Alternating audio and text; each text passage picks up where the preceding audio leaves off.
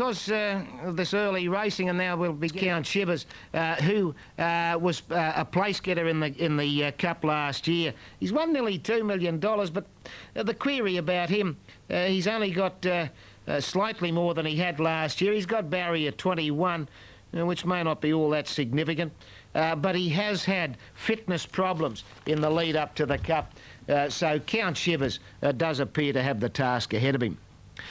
Number 2 is Doremus. This is considered to be the pick of the Lee Freedman team, or Lee Freedman says it is.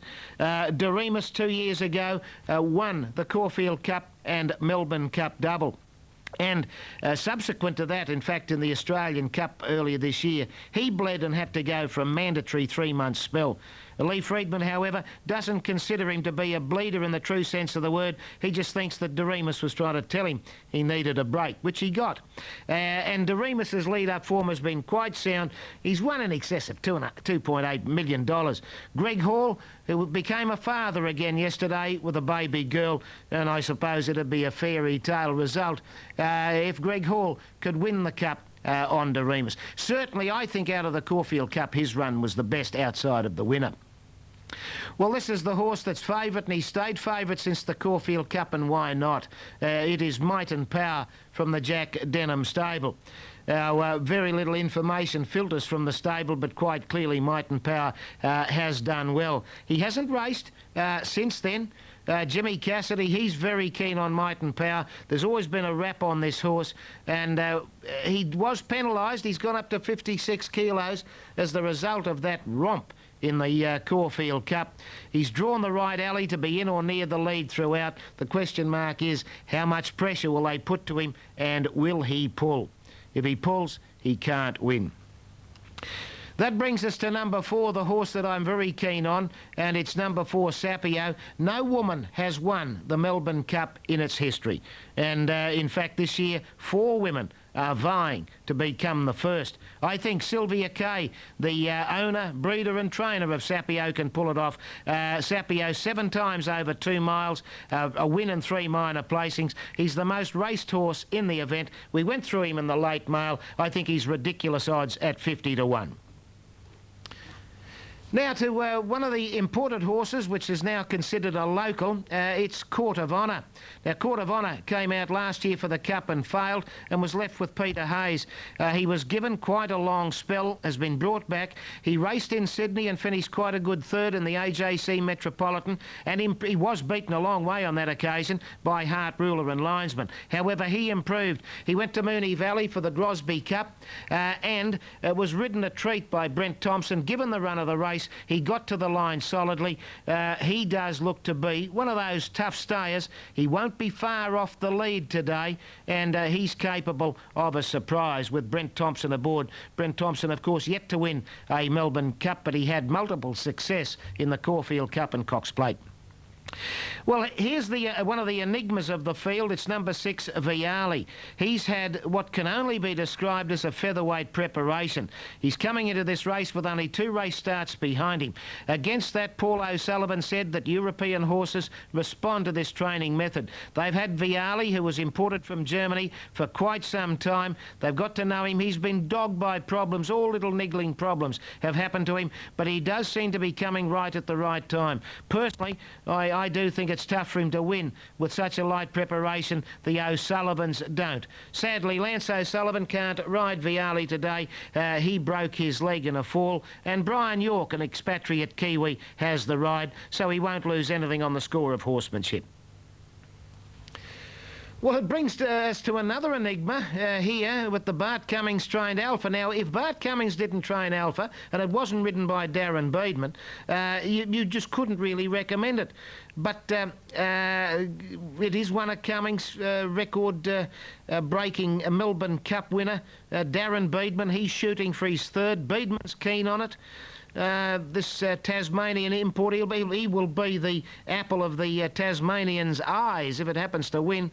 I've got my doubts, but who should argue against Bart Cummings? Number 8, Ebony Grove. Well, he's the horse that people got excited about after his splendid win in the McKinnon Stakes. You couldn't knock the run.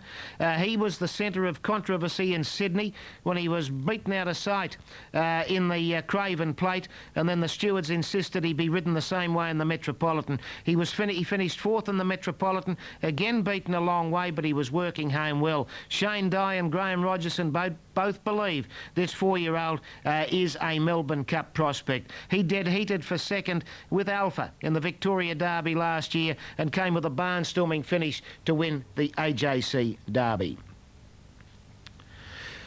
Number 9, TAB number 9, is the Queen's horse. It's Arabian Story, a rather stately grey. Well, I suppose you'd expect that with a royal background. It's trained by Lord Huntingdon and ridden by the Italian jockey Frankie Dettori. Arabian Story, there are excellent reports on his progress at Sandown.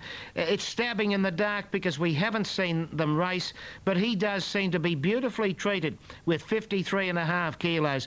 And I can only reiterate what I said during the late mail. Frankie Dettori's not that desperate for a plane ride that he'd jump and cross the world to ride Arabian Story. He must consider him to have a chance. I give him a chance, Arabian Story.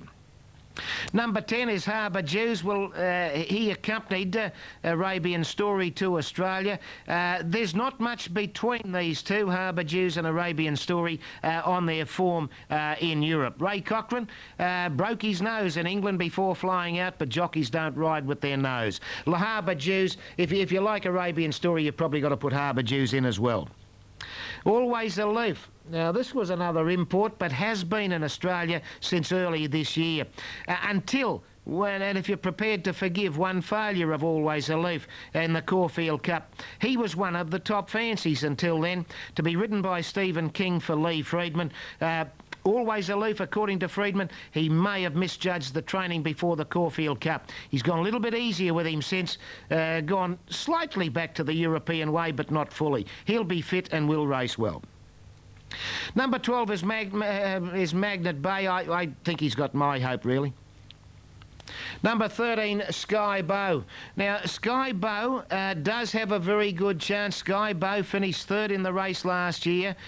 He is a dour staying type, to be ridden by Dwayne Dunn, the leading rider in Adelaide. I think it's Dunn's first ride in the Melbourne Cup.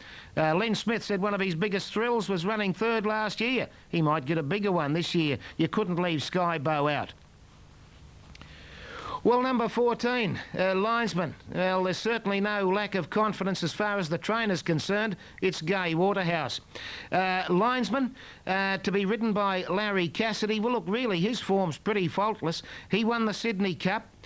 He then was a gallant second in the AJC Metropolitan Handicap. And in his run, when he was placed in the Grosby Cup at Moonee Valley. Now, on the home turn at Moonee Valley, he got lost. He scrambled everywhere, did look a beaten horse on straightening up, but he got going again in the run to the line. Linesman, he's going to be probably a pest to the favourite Might and Power. He'll be up near the lead, and you can bet, being trained by Gai Waterhouse, the daughter of Tommy Smith, there'll be plenty of bone and muscle. Well, number 15, Marble Halls, he was the horse we discussed in the replay. Until recently, I had the fear that Marble Halls may have not been mature enough for a race like the Melbourne Cup. His winter form in Brisbane was good. He was runner-up in the Queensland Derby. He did win brilliantly before that at Doomben. He's got a touch of class about him, Marble Halls. He's only a 4-year-old, though, but I changed my mind about him as far as his maturity was concerned with that very tradesman-like run of his in the McKinnon Stakes. The McKinnon Stakes can be a good guide, and it's not necessarily the winner. And Marble Halls finished 4th. Little or no doubt he should have finished closer. He certainly didn't have a really hard run. Marble Halls should get a beautiful run from 5. Well, Damien Oliver, he's riding in the peak of his form, fresh from his triumph in the Cox Plate. Number 16 is Markham, trained by Cliff Brown at Narberthong. He trains sometimes on an uphill sand track. Now, Markham is a South Australia Derby winner. Some people are inclined to downgrade it, but it's still a derby. It's still over a mile and a half. Markham is very fit, and look who's on board. Mick, the enforcer, Dittman. Dittman is the jockey who's had the most rides in a Melbourne Cup, and he will certainly give Markham every chance, and Markham will know he's in a race over the final 200 metres when Mick produces the bat. Now, number 17 in this year's Melbourne Cup is Scrupulous. He was a winner of the Adelaide Cup 2 years ago, to be ridden by Michael Carson. Carson is a Victorian, but he spent a lot of time in Adelaide. I just really don't think that Scrupulous can win. I don't think his recent form is good enough. Number 18, Crying Game. Well, of course, he was a horse that emerged as a 3-year-old in Perth. He won the Derby, the West Australian Derby, and he also won the Perth Cup. He has had a lot of racing. He's crisscrossed the country. I think Johnny Tapp mentioned last night in the preview, he's been in everything bar the egg and spoon race. But certainly he'll be fit and hard. He's the likely pacemaker in the race, but I think it'd be a major upset if he won. Number 19, Yobro. Well, there's plenty of people want to tip this, and there's plenty want to back it. He was a winner over the metric 2 miles in New Zealand. Did run quite a nice race at Moonee Valley. He's only got 52 kilos. The Iceman on board. Will Grant Cooksley crack it for a smile if he wins the Melbourne Cup? You can't leave Yobro out because he can run the distance, and that is a luxury weight, 52 kilos. Well, we're getting down through the field now. We come to number 20, Bonsai Pipeline. And I think it might be Sayonara. I don't think it can win. Number 21, Grand Master. Now, they're tipping this because it's one of Bart Cummings. Now, Bart, who can be a shade cagey, he was playing up Alpha and playing down Grand Master. But his conscience got the better of him. He did say in the preview last night that you can't leave Grandmaster out. And you can't. He is, look, he's very inexperienced. 18 starts. He's only had the 2 wins. He was most impressive with his win in Sydney before going to Melbourne. Some people contend he did have every chance in the race that used to be the Hotham Handicap on Saturday. Small field, though, may not be a particularly good guide. He raced on Saturday. He'll strip a fit horse. And what a great chance for Lenny Beasley. Just out of his apprenticeship, first ride in the Melbourne Cup, and he's tasted victory in group races in Melbourne already. And number 22, Sunny Lane. Now, Sunny Lane won the Werribee Cup. There hasn't been a horse since Even Stevens win the Werribee Cup and Melbourne Cup double. Look, she's got very little, no weight, 49. Significantly, though, Brett Preble had every jockey loves to ride in the Melbourne Cup. Brett Preble jumped off Sunny Lane. He would have had to waste hard to ride her, and he does have a busy program in the supporting races today. The fact that he jumped off, wasting aside, that's not a good sign for Sunny Lane. And I don't think that her form really is good enough at this stage to win a Melbourne Cup. Well, that's our quick run through of the 22 runners in this year's Foster's Melbourne Cup. I don't know whether it helps you or not, but there it was. That was the run through with the colours. And superbly done, those colours too, by Marita. A dab hand she is. Now, it's correct weight, and has been for a while, I suppose, for the second at Flemington, where the heavily backed number 16, True Blonde, $2.90 and $1.50. Pride of Piermont, $2.60. Minimal, $2.80. The Quinella, $13.60. The Trifecta, $277.60. And if you missed the race, Flemington track today seems to be playing pretty evenly. The horses were spread across the track, the inside, the outside. The outside did happen to win, but there wasn't that much in it at the finish. 90 and $2.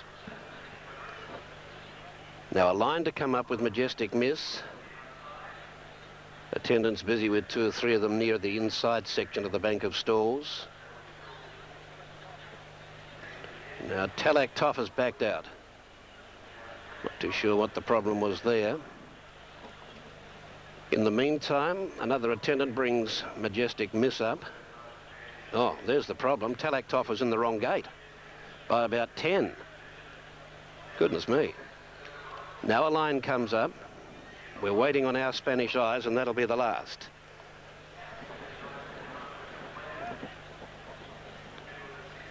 Our Spanish Eyes goes forward. Third event on Cup Day. Flemington, and they're set.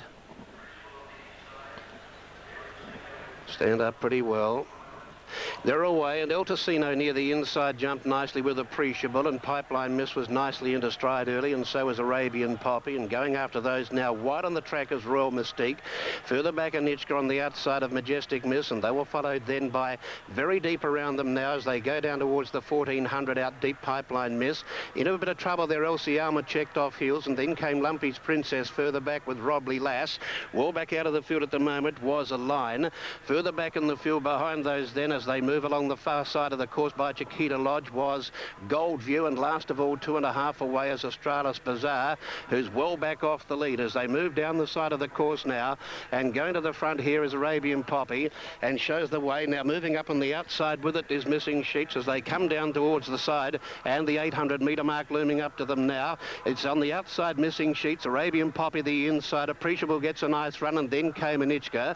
Around those Talact off, and they were followed further back in the field by Pipeline Miss, who heads the others. With those two over on the outside was Royal Mystique as they come by the 600 metre mark now. They're about to turn for home, and it's on the inside Arabian Poppy, and on the outside Missing Sheets. Moving up in behind those then came Talact off with a nice run. Pipeline Miss goes to the rail. Wider out down the centre of the track now, coming into the picture is Elsie Alma, and they were followed deeper out by Making Good Ground out very wide as a line. Inside the 300 down to the 200 metre mark they race now, and out wide a line has raced up with on the inside battling away there Royal Mystique, and now Robley Lass has started to put in a big finish. Robley Lass has raced up towards the centre. Robley Lass has raced away from them, and Robley Lass wins. Australis Bazaar from last got second, Gold View third, Lumpy's Princess I think fourth.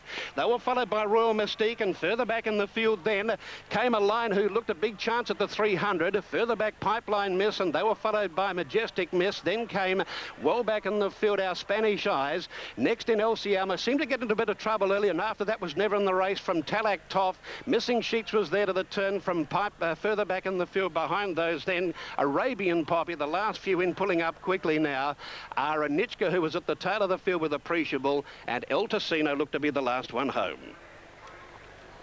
On the third of the day, number 7 Robley Lass has come towards the centre of the track, and interesting to note again here, horses down on the inside, as was the case in the hurdle, gave ground. They yielded ground in the straight, and Robley Lass well away from the rail, closer to the centre, and then Australis Bazaar, who's deeper still, who's come from last, and they may have set the pattern for the day, but Robley Lass has won this clear cut.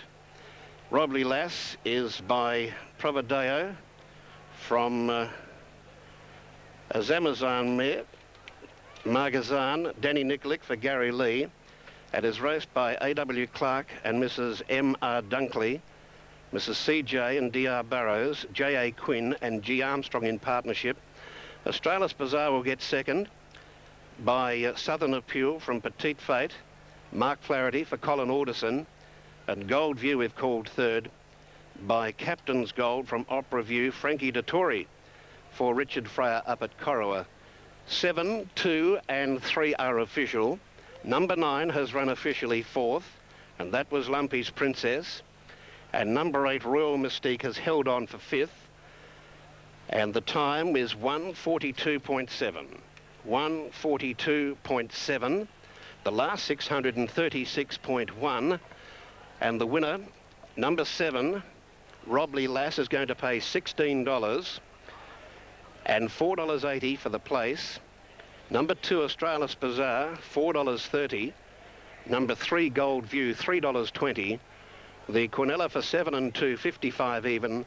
And the running double here in Victoria for 16 into 7, $53.40. No trifecta on the screen. There's the winner, Robley Lass. Did a big job, stormed down towards the centre of the track. Big run of the race from the point of view of the Bendigo Cup was the mare Australis Bazaar, and I believe that'll be her next engagement, and that was a very fine pointer to that race. Coming from last, and a long last, and she's wound up in second placing. We'll have the margins for you shortly. The time 1:42.7. It's official 7:23, subject to wait. And Gary Lee being interviewed there after Robley Lass's success in the third on Cup Day from Flemington. Randwick's due in 7, the first of the day, a 3-year-old fillies race. Right for a start. Often racing in the first of the day. And from the inside, Forest Fling was one of the best to begin, showing speed Opals, but is caught wide as Coconut drives through along with Forest Fling. And it's going to settle third here, Opals, as they go to the 1,300 metres. 2 lengths away, Orsova, followed by Cyanotype on the inside. Further back, Polyxenia, followed by a patch of blue, Shalancer, and last of all, as they go by the 1,200, Lahar. Forest Fling leads by a length on Coconut. 2 lengths away, third is Opals on the inside of Orsova. A length and a half away came Cyanotype, followed next by Polyxenia, a patch of blue, Shalancer, and Lahar is still last. Approaching halfway, coming towards the 800 crossing, and Forest Fling running along freely by 2.5 in front of Coconut. Third placing is Opals on the inside of Orsova, followed by next on the inside came further back Cyanotype, followed by Polyxenia, a patch of blue, then Shalancer, and last is Lahar. 600 metres to go. Forest Fling 3/4 of a length in front. Coming off the inside, Coconut, as Opals moves up 3 wide. They put Orsova 4 wide before the turn. Looking for a run, Cyanotype from a patch of blue, Polyxenia, Shalancer, Lahar. 400 out at the top of the straight. Forest Fling joined on the outside by Coconut, who quickly swept to the lead, but Opals is coming at it strongly. Running on from a mile back, Lahar starts to bullock through. Wide as Shalancer at the 200. Opals went to Coconut, but out wide, Shalancer's finishing on. Still Opals in front of Shalancer, Polyxenia, Lahar. They're coming after this leader, but Opals is finding something. Opals 3/4 in front of Lahar, diving back to the inside, and Opals wins the first event. Lahar second by about a half head in front of Polyxenia, followed by Shalancer, Coconut, a patch of blue, Cyanotype, then Forest Fling, and Orsova was last. First event of the day in a time of 1:37.27. And they come down the grandstand side of the track. Away they go. Pretty even break too. It's a Miracle might have been a little bit slow to get going, but they're all heading towards the outside rail, where we see that the early leader in the race is Such a Pleasure. As they race down towards the 800 metres place, Such a Pleasure is just in front, moving around the outside of the field. I was just going to say the inside because that's the way they go normally, but coming down towards the 600 metres place, it's quite a good battle for the lead. It's pretty hard to pick them up with Comedy Cafe in front of Such a Pleasure and Pluie. Magic Turner's back in 4th place, and they were being followed further back then to It's a Miracle. Well back as they come down towards the 400 metres place, because they're tightly bunched up. Back near the rear is Lady Bureaucrat, but down inside the last 400, they're all spread across the track where Comedy Cafe's got its head in front. Pluie on the outside of it, being followed Lady Capel wide on the track. They were being followed further back to Lady Bureaucrat. By gee, they're tightly bunched up past the 200 where Comedy Cafe's just got its head in front. Pluie in 2nd place, followed by Lady Bureaucrat. Then came Bellbound, It's a Pleasure. But with about 50 metres to go, Comedy Cafe in front and goes on to win it. Comedy Cafe first, Pluie was 2nd, Lady Bureaucrat 3rd. 4th in the race was Polite Society, followed home by Magic Turn. It was rather disappointing. I don't know what happened to It's a Miracle, but it finished well back with Lady Capel wide on the track. And the last one across the line was Honest to Goodness. Now we'll stand by for the placings here at Flemington, where number 1, Comedy Cafe, should pay $11.60 and $3.30. Second, number 3, Pluie, $1.90. And third in the race, number 6, should be paying $2.20. There's the replay of the race coming up now, with Comedy Cafe proving far too good for them in the run to the line, and goes on to win it by about a half length from Pluie. And back in 3rd place, Lady Bureaucrat, number 6. 136 of the numbers. They've run 1 minute 4.2 seconds, which is 1.9 outside the track record. The track today is good. So the numbers at Flemington for race 4, number 1, Comedy Cafe, the winner. This one's trained by Peter Hayes, ridden by Danny Nikolic, owned by the Lindsay Park Stud Syndicate, which is managed by Colin Hayes. 4-year-old bay mare by Rory's Jester from Larger Than Life, who was by Without Fear. Second in the race, number 3, Pluie, ridden by Mark Flaherty, trained by Jim Mason, by Nanatara from Rain Dress. And third home in the race, number 6, Lady Bureaucrat. And the numbers there, 1, 3 and 6, as we go back to Brett in the studio. OK, thanks for that, Milton. Time now to update Dan Nikolic. If you're wondering what he's riding in the Cup, he's on board Rod's Fancy Sapio. He rode Comedy Cafe, the second leg of a winning double, 11.63.30, beating the favourite Pluie, and Lady Bureaucrat for third. Well, out to the country. They're off and racing here at Randwick in race 2, and Pine Lass began quickly. Levy's taken this filly or mare straight to the lead. From Floatershan away quickly into second place, and then Papa 2 Our Paradise, Queen of the Veld. Further back, Mighty Disco, Halo Troyen second last, and Knock Nashi is last of all. The leader, Pine Lass, is going along fairly quickly at the 700. Leads by a length and a half, and Levy riding this mare without restraint. Second, Floatershan, 2 lengths away, Papa 2. 5 to Our Paradise, Queen of the Veld, Mighty Disco. Then Knock Nashi moving around Halo Troyen, who's 12 lengths off the leader, Pine Lass. 450 metres to go. Pine Lass a length to Floatershan. Tracking this mare everywhere she goes. Third, Papa 2. The rest being headed by Mighty Disco, starting to run on. Still Pine Lass the leader. Floatershan popped the big question now. Pine Lass on the inside has very little to offer, and Floatershan went straight past the favourite, Pine Lass, but Mighty Disco's coming home well. But the further they go, the further Floatershan puts a gap in them. Floatershan's going to dominate the second race. Floatershan 3 lengths. Second, Mighty Disco. Third, Pine Lass. She ran a good 1,000 metres, but that was it. Then came Papa 2 Our Paradise, followed home by Knock Nashi, Queen of the Veld, and Halo Troyen. So where it looked on paper. So waiting for Olokai and Belzig. Greenwich has gone up. Olokai moving forward. Moves up. Belzig last to come along. They'll soon be set. Race 5 here on Foster's Melbourne Cup Day of 1997. All set for action. They're off. And a good start it was too, and Silence Prevails, one of the first to jump out. Worry Sand got out pretty quickly, and Away Well also going fast in the early stages is Pride Rock, being followed closely a bit further back then by over on the outside Hawksmoor, and just in behind them Orion, followed by Lord Quickstep. Further back in the field over on the inside was Zar Hero, sorting themselves out, and Bazille Bay's dash to the front in a couple of bounds, and the favourite clear as they run to the 1,000. Bazille Bay 2.5 lengths to Silence Prevails, a length Hunker Magic being followed by Pride Rock, and Hawksmoor in behind them, Worry Sand, Orion. Further back in the field, Arrogant Prince, Lord's Quickstep is making ground. Next followed closely by Diamond Duke, a length and a half to Greenwich wide with Olokai, Zar Hero behind them, Siri Nelgan, Belzig, and High Streamers last of all. Coming up to the home turn, 650 to run, and Bazille Bay under a tight rein by a length and a half. Silence Prevails as they're making the turn. Pride Rock is in behind them over on the rails. They're closely followed a bit further back in the field by Hunker Magic and Hawksmoor gaining ground. Lord Quickstep to the outside. Olokai is further out on the track, followed by Belzig and Silence Prevails.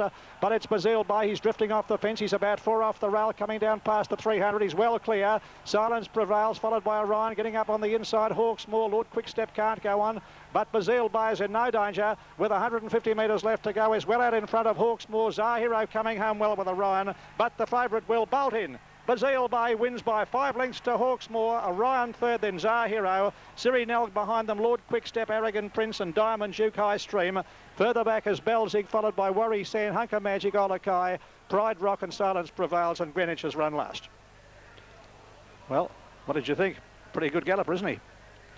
Bazille Bay, $2.30 and $1.40. He's run them off their legs. He's raced about 4 or 5 off the fence, you'll see there. Lovely action, this horse. And he could be anything. Bazille Bay. Now recording from 7 starts, his 5th win and 2 third placings. Raced by TW, Mrs. D. Wallace, PL, Mrs. J.M. Priestley, PM, and Mrs. C.A. Perry. That's Paul Perry, the trainer. S and Mrs. D.L. Marshall. Paul Perry having a great run here over the carnival. That's about 5 to 6 lengths the advantage there in favour of Hawksmoor, and the third placing going to Orion. But it was Bazille Bay first and Daylight between second and third, as you saw there. $2.30 and $1.40 Bazille Bay. Number 3 Hawksmoor at $2.90, and number 4 third Orion at $3.40. Bazille Bay, a very competent and capable galloper, a very easy victor in the 5th event of the day here at Flemington, the Anderson Consulting Plate, and the time 122.1, 122.1, 8, 3 and 4. Bazille Bay, ridden by Jimmy Cassidy, defeats number 3 Hawksmoor, ridden by Mick Dittman, third placing to number 4 Orion, ridden by Shane Dye. 8, 3 and 4. Number 10 ran 4th, and that was Zar Hero, and number 13 was 5th, and that was Bazille Bay, winning 3 of his last 4. They're off and racing, and Planet Hollywood missed the start. No Speed Sightseeing. K Cornet wide out going for the lead. Morning Mail. I'd say Forrester wants a leader here. And K Cornet's working to the front from Morning Mail by the first corner but doesn't cross. Third placing is Enjoyment, the other Gay Waterhouse runner, being followed next in the field on the inside by Indianapolis. Then came Infantry, followed by Sightseeing, and last is Planet Hollywood. On the Racecourse Hotel side they go. 2,000 out, and K Cornet led. Hasn't quite crossed to the rail yet but does now in front of